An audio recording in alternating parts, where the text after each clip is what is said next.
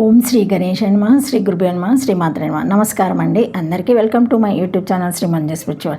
మనము శ్రీ లలితా సహస్రనామ స్తోత్రనామాలకు 10 పదార్థాలు తెలుసుకుంటున్నాం కదా. శ్రీ మాత్రే నమః. మొదటిసారి ఈ వీడియో కనుక చూస్తే మొదటిగా చిన్న లైక్ ఇవ్వండి ప్లీజ్. షేర్ చేయండి, నచ్చితే సబ్స్క్రైబ్ చేసుకోండి, కామెంట్ పెట్టండి. ఇంకా వీడియోలోకి వెళ్ళిపోదాము. శ్రీ మాత్రే నమః, శ్రీ మాత్రే నమః.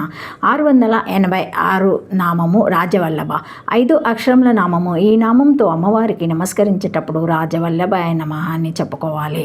రాజ్య సమస్త విశ్వాస సామ్రాజ్యంనకు వల్లభ ప్రవ్వి లేదా అధికారిని. రాజ్యం అంటే చతుర్దశ భువనాలతోనూ అష్టదిక్పాలక త్రిమూర్తి దేవతల ప్రాతినిధ్యంతోనూ నిర్వహింపబడే విశ్వ సామ్రాజ్యం. దీనికంతకు ఏకైక ఆదినాదురాలు కాబట్టి అమ్మవారు రాజ్యవల్లభ. రాజ్యం అంటే మన అంతరంగ సామ్రాజ్యం అని అర్థం. చెప్పుకుంటే మన ఆత్మ సామ్రాజ్యాగ్ని అనే అర్థం కూడా ఈ నామానికి చెల్లుతుంది.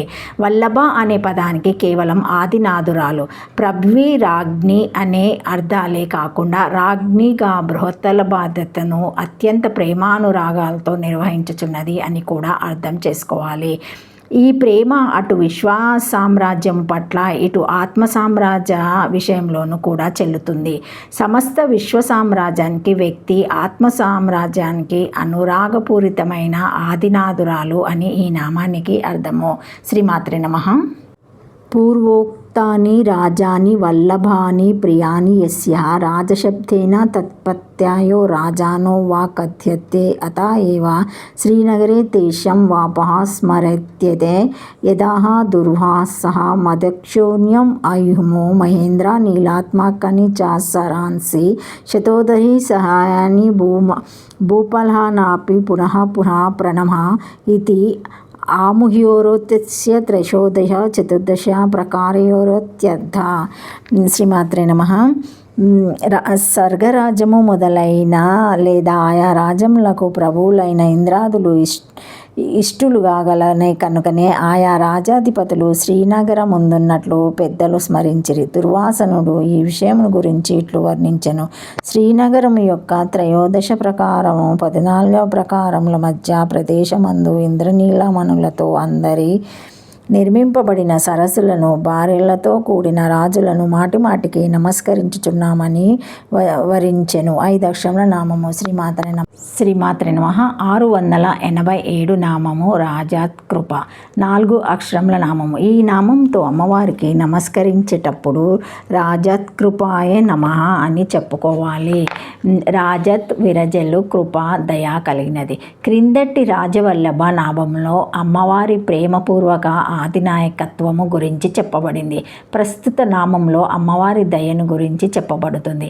విశ్వంలోని సమస్త జీవజాలానికి ఏవేవి ఏ వేళలో అవసరమో ఆయా విధాలుగా ఆయా అవసరాలని కాలానుగుణంగా ఋతువుల రూపంలోనూ ఆహార పానీయాదుల రూపంలోనూ దుష్ట శిక్షణ శిష్ట రక్షణాది కార్యనిర్వహణలోనూ బాధ్యత పడి తన అనురాగాన్ని తన సృష్టిపై వర్షింపచేస్తుంది. కాబట్టి ఆమె కృప చతుర్దశ భువనాదుల్లోనూ వ్యాపిస్తూ విరజల్లుతుంది. కాబట్టి అమ్మవారు రాజాకృప, విరజల్లు దయా స్వరూపిణి అని ఈ నామానికి అర్థము. శ్రీమాత్రే నమః.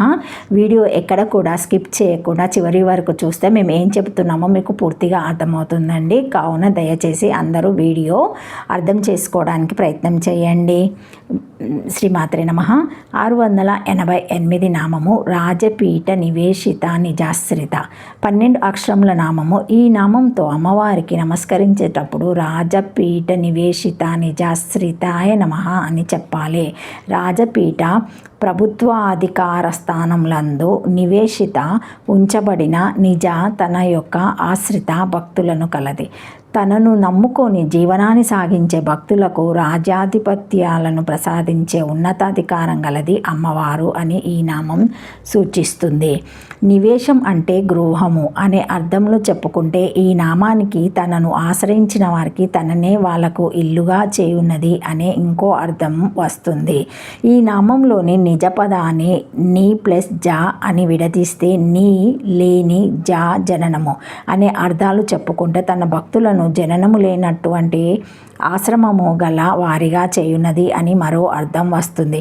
మానవ జన్మ దాకా శరీరావశ్యకత ఉంటుంది, కానీ అటుపైన శరీర అవసరం లేకుండా కూడా జీవించే దేవ, యక్ష, కిన్నర, కింపురుషాది జాతుల వారు కూడా ఉంటారు.